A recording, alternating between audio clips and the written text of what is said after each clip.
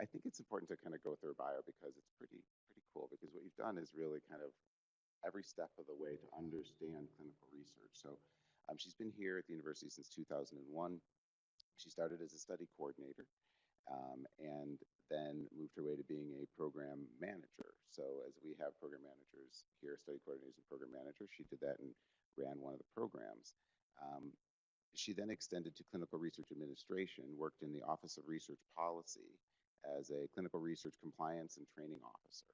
So again, a lot of the questions, a lot of what we want to learn about are how to stay compliant, how to do good clinical practice. So she's uniquely qualified for that and worked there for quite a while and represented ICHDR in that way. Her current role, she's the administrative director of FDA Regulated Research Oversight Program. And she oversees a variety of compliance activities, including administrative oversight of the clinical trials management software systems and clinical trial auditing program. She's involved in development of campus-wide clinical research training initiatives and works to improve and the ease and excellence of UW's conduct of clinical research. And that really rings true to me, ease and excellence. That's what we're looking for. Actually, can I steal that? Because I love that, because that's what we're trying to do in this department, is make it easier for everybody and make it excellent research. And so with that introduction, thank you for being here. Thank you, Dr. Kushner. As Dr. Kushner said, I've been in research for a long time. It doesn't seem like a long time, sometimes compared to some of our peers. But I've been here a long time, and as he said, I've played different roles. So when we talk about clinical research and how to conduct it in a compliant manner and things that might get missed along the way, some of my examples are also my own examples, a situation in which I've been there, I've done that, I know the situation you're in, and this is how we can fix it. So the title says good clinical practice, but I'm gonna throw out there kind of a catch. I'm not going to train you on what is good clinical practice. We've got lots of different options out there. The UW-Madison uses CITI to offer good clinical practice training along with our human subjects protection training. It's a great program, and it's required for anybody doing federally funded or FDA regulated research. So you can go and watch that training. I'm going to talk to you today about how to apply those principles in your day-to-day. I'm going to go through some examples of what to do and what not to do, and how we can, when we find things, fix them moving forward. We're going to start with a definition. I'm going to try not to read my slides, but this is one that I don't have memorized, so I will read my slides. Good clinical practice, I have to take a breath, is a standard for the design, conduct, performance, monitoring, auditing, recording, analysis, and reporting of clinical trials, I can't get it in one breath, that provides assurance that the data and the reported results are credible and accurate, and the rights, integrity, and confidentiality of subjects are protected. There's not much in that one run-on sentence that we do in clinical research that good clinical practice doesn't apply to. Everything is there. The design, the conduct, the prior to research, after research, during the research. So whoever wrote this was obviously thought long and hard about how this one run-on sentence could apply to everything clinical research. I'm also going to focus just a moment on the term clinical trials. So good clinical practice guidelines has been in the research media, shall I say, more often lately than in years past. Good clinical practice guidelines were accepted by the FDA for the United States in 1996. So now we're in 2017. Why are we hearing about it more now? Why is NIH now requiring good clinical practice? It's been there for 20 years. Well, part of the reason that good clinical practice is more applicable now and more familiar to our researchers is because of our NIH. NIH has recently redefined the term clinical trial. Previously, when we think of a clinical trial, we would think of an FDA-regulated study using a drug or a device. Working with a pharmaceutical company or an industry sponsor is what we would consider a clinical trial. The NIH feels a little differently. The NIH says that it's a study which one or more human subjects we could have one subject, that are prospectively assigned to one or more interventions, could be placebo or control. We could have one healthy subject to evaluate the effects of an intervention on a health-related biomedical or behavioral outcome. That's pretty broad. We're now using the term clinical trial to apply to a lot more research than we once did. We use these terms interchangeably with clinical research study, clinical study. The FDA refers to it as a clinical investigation. So our research world in which GCP applies to is a bit broader now than it once was. When I first started working with the Institute for Clinical and Translational Research, I was hired in 2008 to work with them, and I initially helped roll out the clinical trial management software system, Encore. And one of my arguments from day one is we have so much research in this software. I don't like calling it a clinical trial management software system. I want to call it a clinical research management system. So as soon as I, retrain people on my new amazing acronym, then the NIH comes back and redefines it in a way that we're now back to clinical trial management system. This is taken from the UW-Madison Health Sciences IRB website. There is a link to this page in every IRB approval letter that you would get from the Health Sciences IRB office. I know that some of our colleagues in your department also go through Meritor. I can't speak for Meritor, but for the purposes of today, we'll be talking about the Health Sciences IRB requirements. This is an Investigator Responsibilities document, a summary, I believe, of Investigator Responsibilities. You get the approval letter, it comes as an electronic PDF, and within that is embedded a link, and it says, review your Investigator Responsibilities. I don't know how often people click on that link, but if you choose, this is what you will find. The IRB says that prior to starting the study, our investigators are responsible for complying with the Belmont Report, the Common Rule, FDA regulations as applicable, to complete all the required training, to obtain legally effective informed consent. But the one that I've highlighted here, or bold and underlined, is that the IRB says, and they expect our investigators to provide adequate training and oversight of study personnel, and in the case of clinical research, ensure protocol procedures comply with good clinical practice requirements.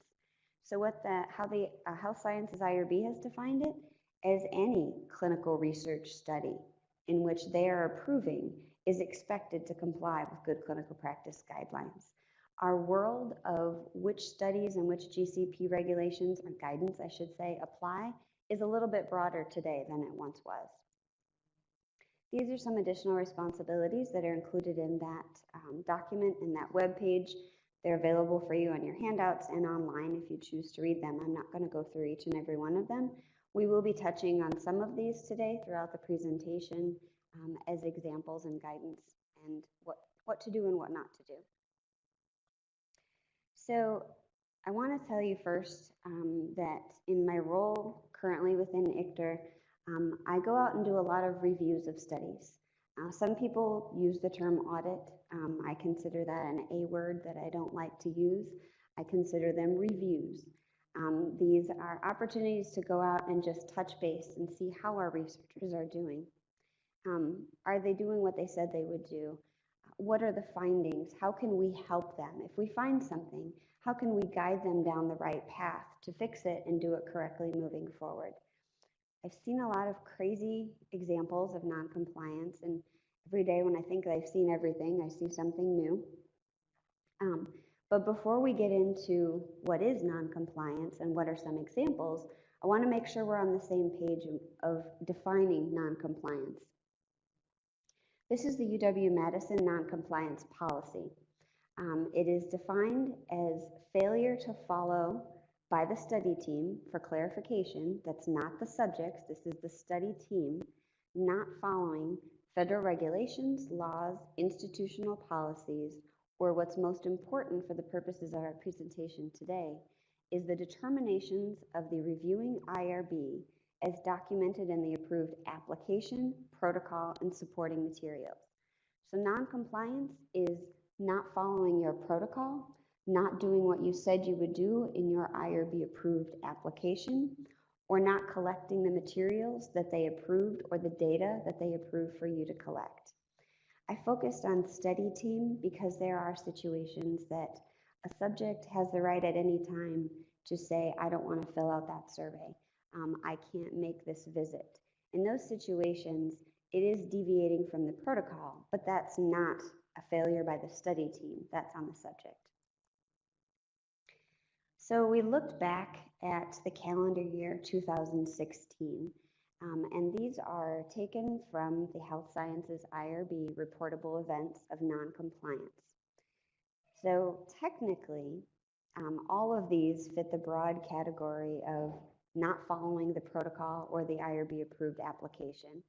So keeping that in mind, we've tried to break them down into separate categories for the purposes of examples today. Any one of these particular situations of noncompliance is again a failure to follow the protocol or the IRB application. The most common is not performing tests, assessments, or procedures that were IRB approved, or performing test procedures that weren't IRB approved. There are some informed consent noncompliance situations. They're not following the IRB application. Those three are pretty equal in the percentage. And quite frankly, if I reread some of these noncompliance events, might categorize them in slightly different ways. They're probably all about equal. And then we have some drug device administration and some enrollment problems. And I'm going to go through each of them with you and give you some examples. So as you read the Good Clinical Practice Guidelines, because all of you have free time to do that, and that's what you choose to do in your free time, and you read the federal regulations, and you read the institutional policies, coming up with situations in which you wouldn't be following these guidelines is sometimes hard to do.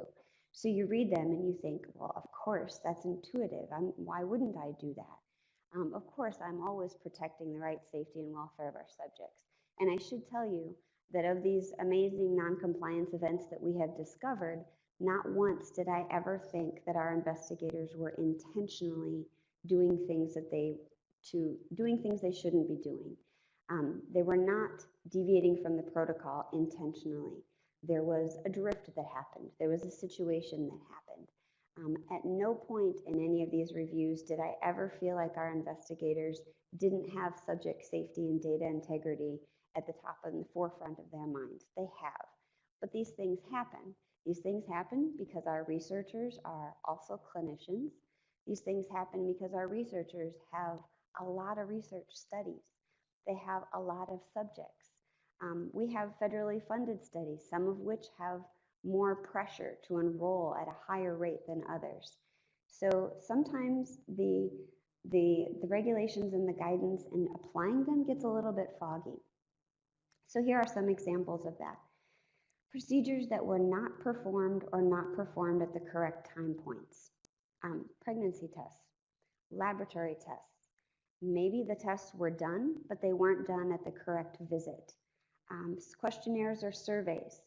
Maybe, and perhaps I've seen some noncompliance events where the researcher felt that they weren't getting the data that they needed from this questionnaire anymore, so they stopped administering it. They're not following the protocol in that situation. Follow-up visits or communication. If a study protocol says that you are going to follow a subject and contact them within 24 to 48 hours of receiving an intervention of some kind or having a procedure done, then that's what you're expected to do. But what happens if that procedure falls on a Friday and you don't communicate with them until Monday? You're now not communicating with them and following your protocol within that 24 to 48 hours. By not doing some of the procedures included in the protocol, subjects could be at increased risk. So by not administering a questionnaire, maybe we're not posing an increased risk to our subjects. But by not performing laboratory tests or pregnancy tests or following up with them in the time frame that we believe that we should to protect our subjects, we're not identifying if there's any symptoms, side effects, adverse events. This could be posing increased risk to our subjects, putting our subjects at increased risk or harm simply because we didn't follow our protocol. Informed consent. These are some common issues. The two most common are the one at the top. Subjects were consented, but they were consented using a previously approved version of the protocol. A change of protocol came through. A continuing review came through, and there's a new protocol or a new consent form that they should be using to consent these subjects. But some of our researchers are good at planning ahead, and they make those subject charts a month in advance. So when they get that subject, they just grab a chart and they go to the clinic and they talk to the subject. By doing so, they have a previously approved consent form in that chart. So they're no longer using the currently approved. That's the most common reason. In some situations, subjects didn't reconsent as required. So a change of protocol now identifies an increased risk that we need to make our subjects aware of to determine if they're still willing to participate in the study, to continue participation in the study. So we need to go through those new risks or those new procedures with them. And we need to do it at the next visit. But maybe the next visit, we forgot that we had this change of protocol and it wasn't done. That's another common informed consent non-compliance event. Consent forms that were not signed or dated or incorrectly signed or dated. Not signed or dated, that's usually the not dated. I haven't seen very many consent forms that weren't signed. But if they weren't dated or they were dated on a date other than, so the subject put a date other than that was different than the person that obtained consent, we're now questioning, well, which one was correct and which one was not correct. If one of them is planning ahead and one of them is not, if one of them forgets that we're in January and we're now in a new year, there's a lot that comes into question if these dates are not consistent. There's even more that comes into question if they're not signed. Incorrect or inappropriate informed consent process. If you're enrolling pediatric subjects and you have subjects ages 4 to 7 and 7 to 12, and you have different procedures for those different age groups, you need to be fully aware of what those procedures are, and you need to follow the IRB approved procedures for that. We have seen situations in which a consent form was used that was not IRB approved. And we know that because it doesn't have that little IRB approval stamp on it. This happens, I would say, primarily because we're in an electronic world. So you have a subject that you've just identified, you go on your shared drive and you're looking for that consent form and you download it and you print it. But lo and behold, it wasn't the one that was IRB approved. It may have been submitted to the IRB, but by not being stamped, it indicates that this may not have been IRB approved. Or HIPAA authorization was not obtained. Informed consent is really the core of all human subjects research protections. It's that agreement between the investigator and the participant, between the study team and that subject. And by not properly obtaining or documenting informed consent, there's a lot that comes into question. Would the subject really have participated if they knew everything that they needed to know? Would they have continued participating?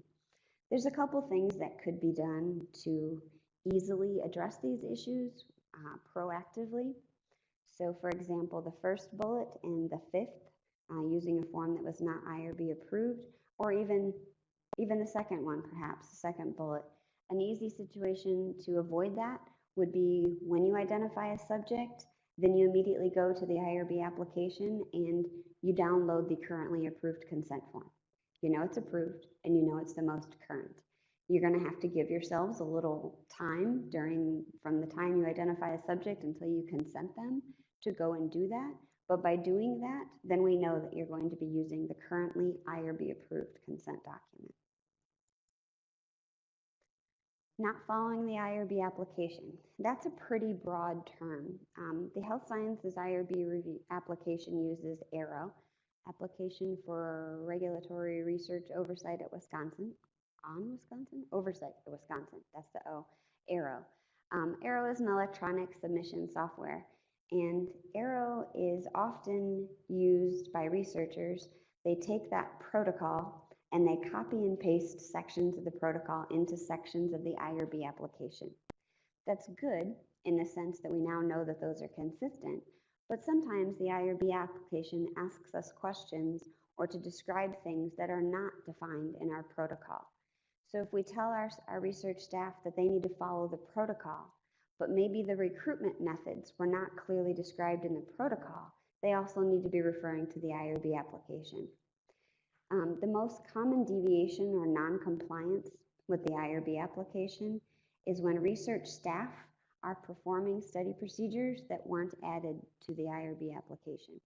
You have a new staff member, you have a new fellow, you have a new resident, you have a new faculty member that you want to be involved in your research, and they want to be involved in your research. You can't have them involved until you've added them to the IRB application. Our IRB, every change of protocol that comes through, they check, they look at that staff to make sure they've completed the proper training, to make sure they have the qualifications to be doing the procedures that they will be doing. By not adding them, we have a gap there.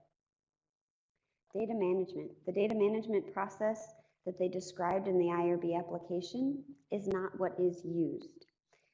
This is most common when people copy and paste from other protocols or from other IRB applications.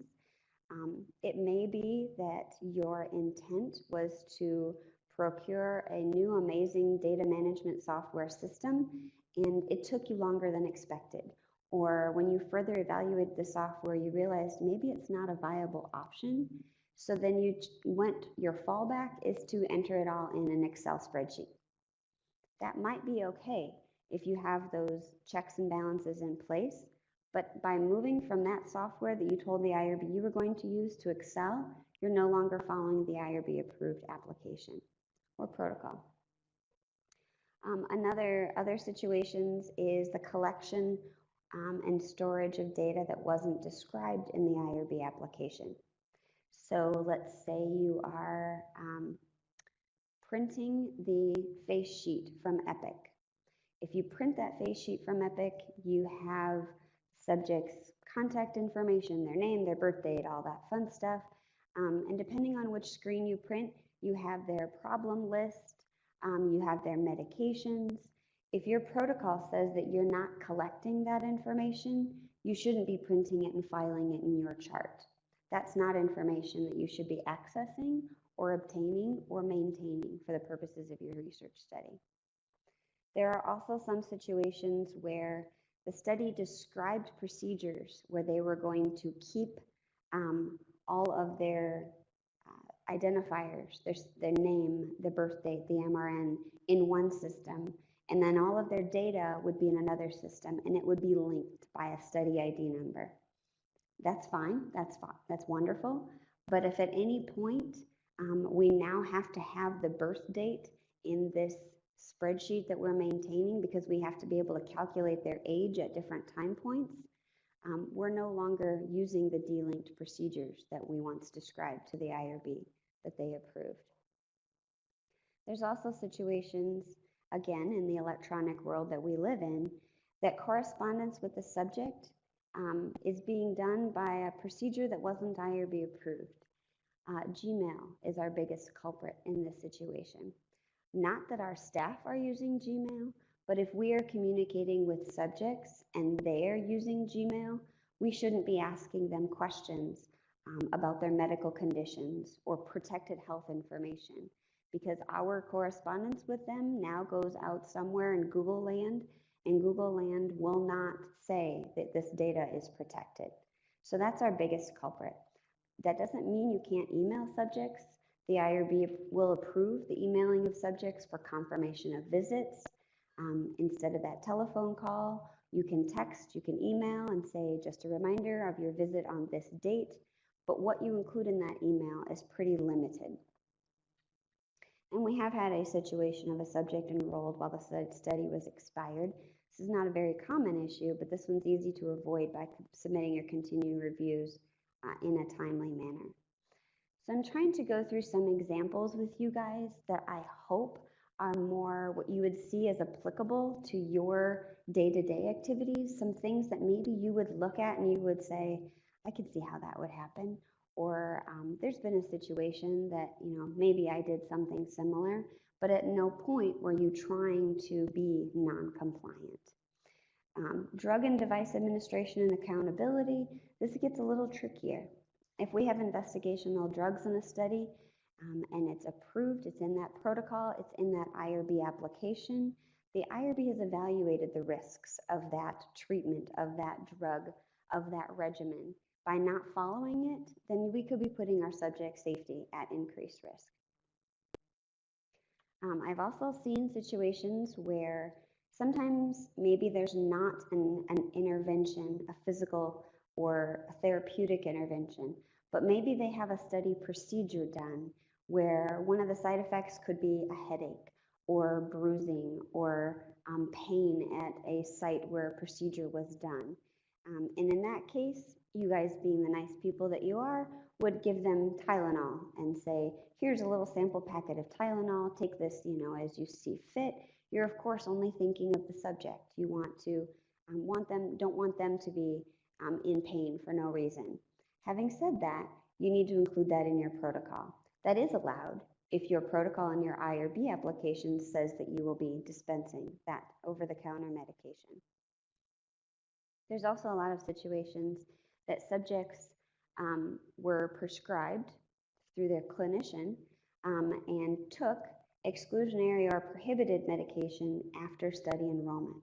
You check all their medications when you enroll them, but do you check back throughout the study and ask them, are you on any new medications? Has this changed? If they change medications, even if it's to treat the same condition, that could be because their condition has gotten worse. We're now looking at potentially an adverse event. It's possible that they got diagnosed with a new condition that you didn't previously know about, that you need to be made aware of. This could also be an adverse event. And there's also reasons to follow up with these subjects if their medications changes from a subject safety perspective. Enrollment and eligibility noncompliance is our least common category of all of our noncompliance events. I'm happy to say that because if this was the most common noncompliance issue, we might be having a different training session today or different presentation. But the enrollment and eligibility noncompliance events typically happen because the eligibility criteria was not clear or perhaps was written in a way that it was not intended to be applied. So if you're enrolling subjects 18 to 45, that means subjects over 18 and under 45. But really, now you have a subject that is 45, and you meant to include those subjects, but that's not how your inclusion-exclusion criteria was written. So you change your checklist to clarify that 45 is now an inclusion age. By changing that checklist, you also need to go back to the protocol and the IRB application. And sometimes these are steps that our researchers don't always remember to take. Sometimes the inclusion criteria is so broad, no previous history of cardiovascular events. Well, what the heck is considered a cardiovascular event? So maybe as they start enrolling subjects, the study team asks these questions and they clarify what is a cardiovascular event and what's not. In that case, that also needs to go back to the IRB with a change of protocol and revision of the IRB application. Sometimes procedures to confirm eligibility weren't performed, weren't documented, or the results of those procedures weren't documented. The most common problem I've seen in this situation is pregnancy tests. The protocol says you have to perform a pregnancy test to confirm they're not pregnant before they get the study intervention. Your visit checklist has it on there, pregnancy test, and the study team checked, it was done. But if they don't document the results of the pregnancy test, then we are now questioning the subject eligibility. The subject eligibility is a thought-out inclusion-exclusion criteria intended to protect the subject's safety. So if you're enrolling subjects that aren't technically eligible, not only may you not be able to answer your study question, but you're also potentially posing an increased risk to those subjects.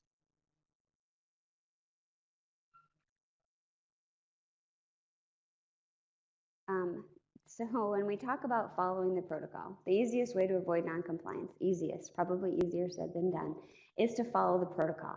Well, what is the protocol? Ironically, I had a meeting yesterday with a lot of our leadership within UW-Madison looking at some of our policies, and we were in the same room defining protocol in a different way. Is that the clinical protocol? Is that the research plan portion of the federal grant application? Is that the IRB application? In previous years prior to ARROW, some of our study teams would consider their IRB application as the protocol. So I'm using the term protocol to broadly describe all of these documents. There are a lot of documents in a given study, and they all include critical parts, procedures, tests that need to be performed, and they all need to be evaluated, and they all need to be consistent.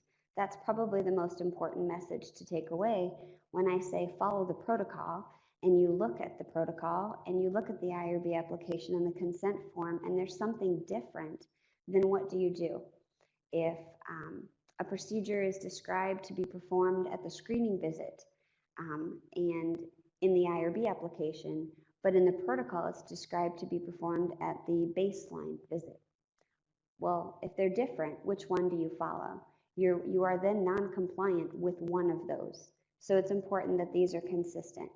It's also important that these are reviewed on a regular basis. So once you actually get out there and you start doing the procedures and you start conducting the study procedures and you're enrolling subjects, sometimes you discover that logistically some of these things aren't possible. And you know that, and you know what you're supposed to do, but you need to go back every once in a while and look and see, is that what's also described in my protocol? And an example of that would be, for example, the 24 to 48 hour subject follow-up that I described. You quickly realize you can't follow up with subjects in 24 to 48 hours because you enrolled them on a Friday and nobody works on Saturdays and Sundays. So you intuitively contacted them immediately on Monday as soon as you could, but now you need, and it becomes your common practice. It becomes common practice for you if you have a subject on a Friday to follow up with them on Monday. Take a step back at some point and review that protocol and make sure that that's how it's defined in the protocol. So I'm going to touch really briefly on a couple quality by design concepts. Quality by design is a concept that came, Toyota's been using it forever. It's been in our pharmaceutical manufacturing industry for long before I knew it was there. It didn't actually get applied to clinical research until about 2007. In about 2007, someone in the FDA manufacturing arena said, why aren't we applying these same principles to the clinical trials end of things? We've got the manufacturing, we've got the preclinical, and then we have the clinical trials to test the safety and effectiveness of these drugs. Why aren't we applying the same standards and expectations to those studies? We've learned a lot in this quality by design concept. And the quality by design concept is redefining quality, defining it as the avoidance of errors that matter. So many of you doing research will feel like you're collecting so much data, completely unnecessary data. And sometimes we have to convince our researchers that at any point in a statement when we're talking about your data, if you say might be needed or could be helpful at a later date, then we need to reevaluate if you really need it right at this moment. Because by collecting all of this extra data, you're presenting yourself with potential errors that may not matter. So one of the big points of the quality by design principles is really heavy on is the data collection. Collect those critical data elements that you need to address your study objectives. Don't collect the fluff. Don't collect the just in case, because then you're posing increased risk, you're posing increased error, you're also then putting data integrity in question. A lot of the quality can be implemented prior to even doing the study. Write a clear, comprehensive protocol. Spend the time on those data collection forms. If your protocol says that you're going to be doing physical assessments, what does that mean? So the data collection form process helps define some of those things. So by physical assessment, the physician meant a brief physical exam, but the coordinator interprets that to mean a comprehensive physical exam, including vitals. If your protocol says vitals, what does that include? Does that include hip and waist circumference? Is that a vital sign measurement? If you intend to collect that data, it needs to be clearly described in your protocol. And the data collection form process helps iron out a lot of those questions up front. You can also build in some internal self-auditing and self-assessment procedures. You build them in up front. You obviously need to continue doing it throughout the study, but if you build some things in place up front, checklists, and the easy way to go back at a later date is to see if you've done all the procedures that you were told to do, that you needed to do, that were described in your protocol. Implementing a visit checklist could be proactively building an internal self-assessment. The term CAPA here is in red text. It'll come up again later. We'll talk about it later. But CAPA, corrective and preventive action, is really being used now more by the FDA and their FDA guidance. The Good Clinical Practice guidelines are in revision right now. The R2, revision 2, is in draft. It's out there for the public to review, out there for public comment. We anticipate that the new GCP guidance will be in effect, could be as early as July, it could be as late as December, or sometimes with the FDA, it could be 2 years that it's in draft format before it gets before it's accepted and considered final.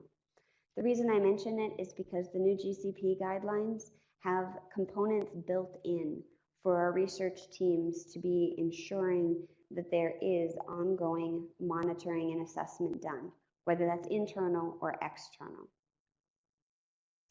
Another thing that the quality by design, so I should back up, these quality by design principles, as I mentioned, they've been in effect forever, but it was a group that was brought together by the FDA, CTTI, a different city, and I don't recall exactly what it stands for, but it included representatives from academic institutions, industry, research sites, where they all evaluated this and put together that guidance. And the guidance that resulted from this group was the risk-based monitoring approach guidance from the FDA. It went out in draft format in 2011, and it was final in 2013. In that particular guidance document that they published, they also clearly defined what needs to be in a protocol. So this is a list of the section of the ICHDCP that tells us what we expect to be in a protocol. This is GCP. The CTTI guidance, the FDA guidance on risk-based monitoring says these are the things that need to be in your protocol.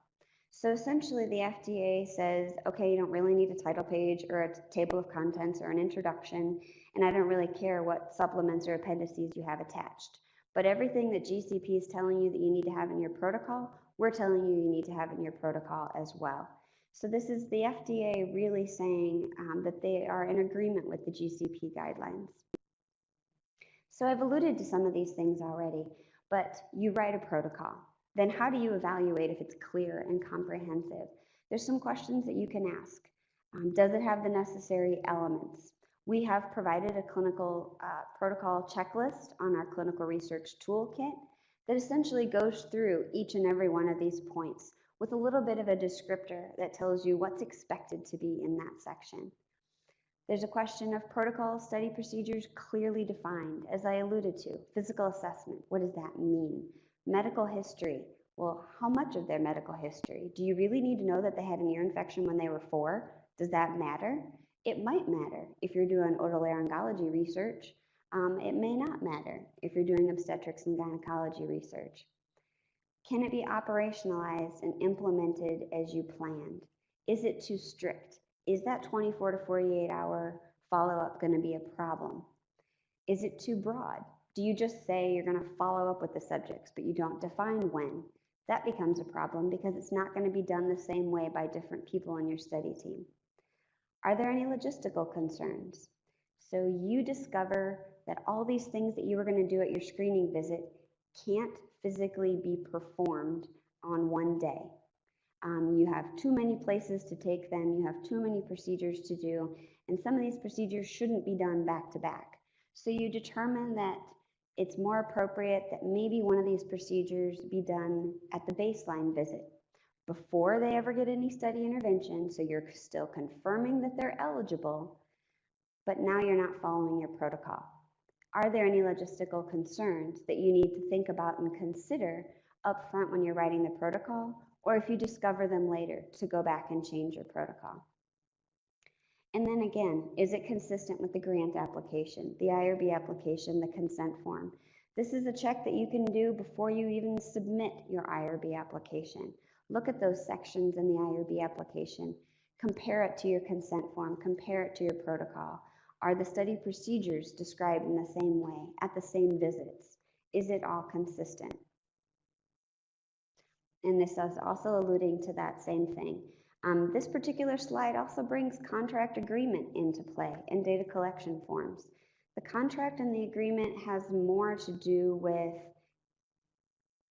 who is paying for study procedures. If you're working with an industry-sponsored study or even a federally funded study, and in your agreement, you are paying for the study to have subjects to have their labs done. Is that clearly written out and spelled out in the consent form? Or does the subject think that they're going to get a bill for these extra procedures? It's important to look at the contract or the agreement as well. And again, the data collection forms. Sometimes during the data collection form process, we discover that we need to collect data that maybe wasn't clearly described in the protocol, or we're going to do procedures that maybe weren't clearly described in the consent form.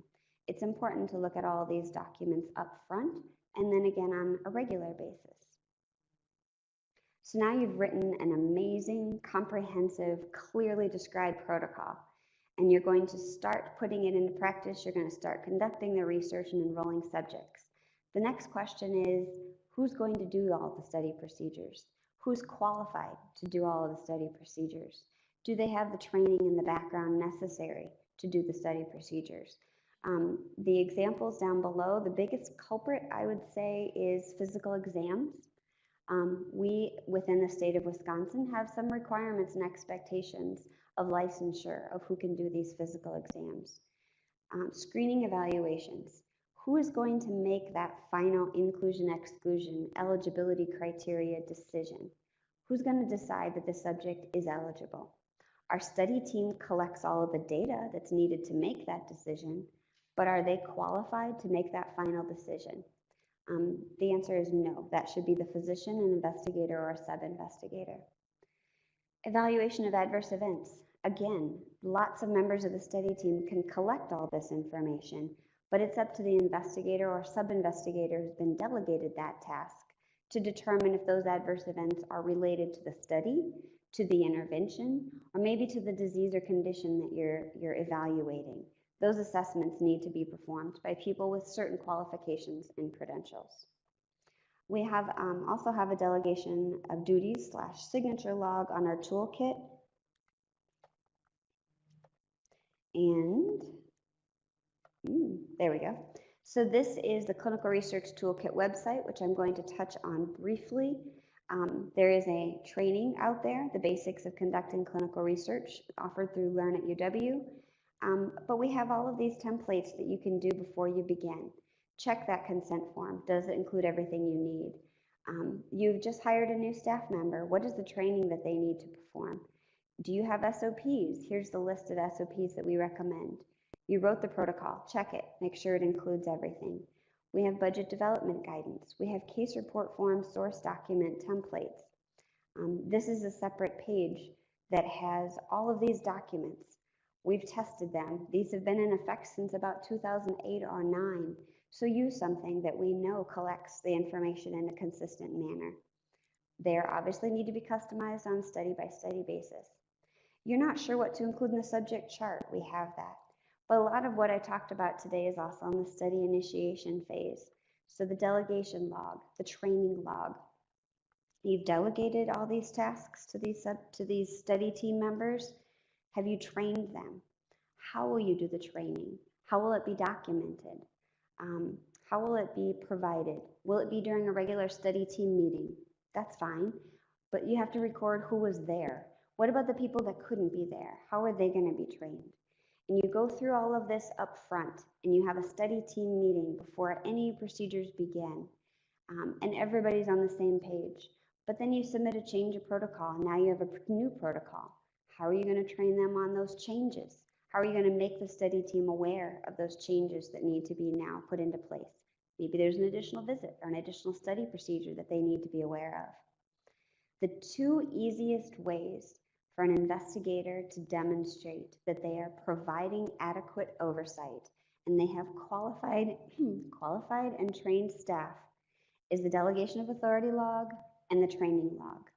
That is a pretty easy way to demonstrate your staff are qualified, they're performing the tasks that I delegated, and we made sure that they were trained to do everything that they are responsible for on that delegation log. Use your time wisely. The initial planning phase takes the longest. We have a lot of our researchers that think that it's completely unnecessary, that we're going to work this out as we go. But as you work it out as you go and you discover that the first 5 subjects you didn't collect the data that you now believe you want to collect, you can't go back in history and do those procedures and get that data. It's important to get all of this set up front correctly. That doesn't mean your data collection forms aren't going to change. There is not one study that I have ever worked with that has used the same exact data collection forms from the beginning to the end. There are always some clarifications that need to be made or some corrections or revisions.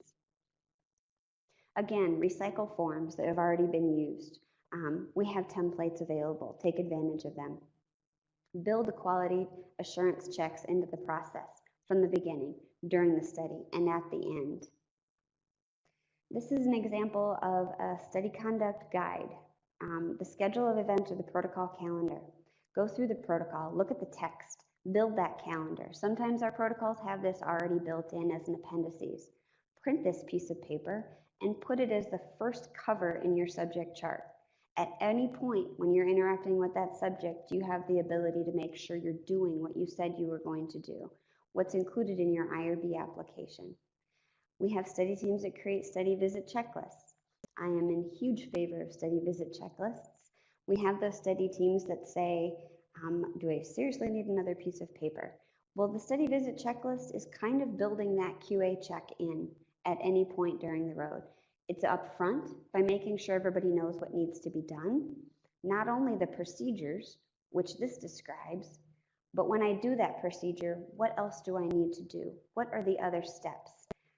It might say schedule visit. Well, what all is involved in scheduling a visit? This checklist helps make sure that it's done and it's done in a consistent manner. We also have resources available. Some of these, only one of these down here is ICHDR, but a lot of these are institution-wide. Our institutions developed guidance on preventing non-compliance. A lot of what I went through today is described in that guidance. Guidance on developing your own internal quality assurance program or procedures. There's suggestions out there of some things that you can do to build these procedures in. We have a post-approval monitoring self-assessment tool. This is much broader. Are you following the protocol and the institutional policies? And then we have the clinical research toolkit, has a self-assessment and audit prep. We have self-audit tools that you can use, questions to ask yourself when you look through the subject chart. Questions maybe that you never thought to ask yourself or to look at in that way. And the self-assessment tool and audit prep worksheets on the toolkit are geared more towards good clinical practice and FDA guidelines and regulations. So if we say, go do your own internal QA, go monitor yourself, check to make sure you're doing the right thing. There's obviously a potential self-bias. Self-auditing is inherently biased. If you answered a question a certain way the first time you filled it out, that's still your interpretation of the question, and you're not going to see anything wrong with it when you look at it again. If you missed a question, a box, a check mark on a questionnaire because maybe it's not quite positioned well on the paper form, chances are you'll miss it again if you look at it again, if you're auditing your own records. So we encourage you, if you do your own assessments, to have procedures like a checklist in place, but to go bottom top, go back to front. Look at things in a little bit different way than maybe you filled it out to begin with, and maybe you'll find things that you didn't discover previously. If you're within a program that has other members, other staff, then you consider reviewing each other's records. With a caution here that supervisor leadership is really important in these cases. This needs to be a collaborative effort. We don't want auditing each other's records within a team to somehow create conflict that isn't necessary. It needs to be made clear that we're all part of the same team. We're all human. We all make mistakes, and we need to work together to find them and fix them. So it's important to have supervisor leadership buy-in if implementing a program-wide QA program that utilizes other study team members. And then again, when you look at your own records, look back to the protocol, the application, the consent forms, and make sure you're doing what you said you would do. I'm going to go through these next slides pretty quickly, but I just wanted to say that we have some additional risks. If you have 20 studies going on and you don't have effort to internally audit all 20 studies, let's prioritize them. What studies should you look at first? Well, the studies that are at an increased risk are those investigator-initiated studies, federally funded, institutional funded, department funded. Those studies where there may not be another level of oversight or guidance. Investigator-held IND or IDE applications.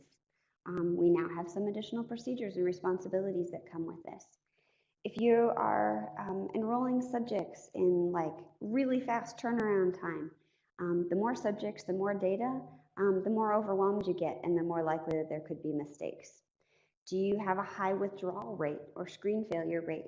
Then maybe you need to look at those studies because maybe the inclusion-exclusion criteria needs to be clarified a little bit. There's some studies that might have high-risk interventions or procedures. Those could be at a different level of risk. And what's important to keep in mind here is, from an institution perspective, these are all the studies that we want you to do.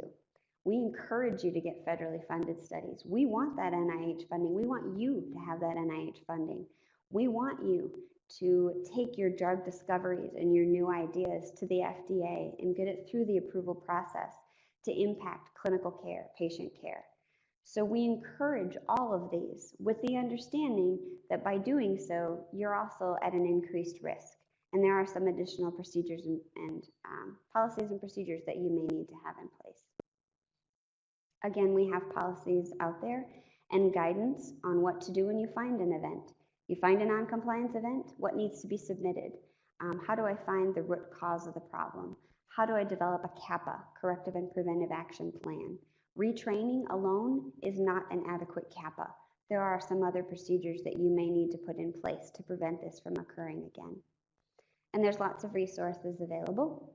We have the toolkit, which I described. We have ICHDR offers resources and services, Protocol Development Office, IND/ID Consultation Service, Data Monitoring Committee. We have a lot of services and resources available. And the IRB website, I will admit, sometimes I can't find what I'm looking for, but think about searching it in different ways. There's a lot of information that's available. And now we have a few minutes for questions. Well, thank you so much. That's exactly what we need to hear as a department. And I think that for some folks who are just getting involved with research, this could just scare the hell out of them. And that's not the goal. The goal is just to have you understand the baseline, what you're responsible for anyways. Whether you know it or not, whether you're nervous about it or not, you're still responsible for all this. And so knowing it is step one. Step two is knowing the resources, how to learn to do this in a way with ease and excellence, right? And so I just wanted to remind you all that that's why we're building infrastructure in the department. So there is either a program manager or a clinical trials manager assigned to your division. And Julie is here, and our clinical trials manager for oncology is Claire. And if you're thinking about doing a protocol, or if you have a protocol that you're working on or is underway, that's the person to go to work on these issues. And that's why we're building this, so that we can help make this happen. And during the process of a protocol, while it's going, work with your research coordinator, and they'll help make sure that things stay compliant with you. So If someone's coming back to you and has, pushing against you a little bit, it's usually because they're aware of these rules and they just want to make sure that you are as well. So with that as an introduction, probably have time for 1 or 2 questions. And if you can't think of them now, my email address and my phone number is listed on your slides and your handouts that are available. Don't hesitate to ask. Great. Well, thank you so much. And if you can stay for a minute or two, maybe somebody would want to come down and ask you. So thank you very much.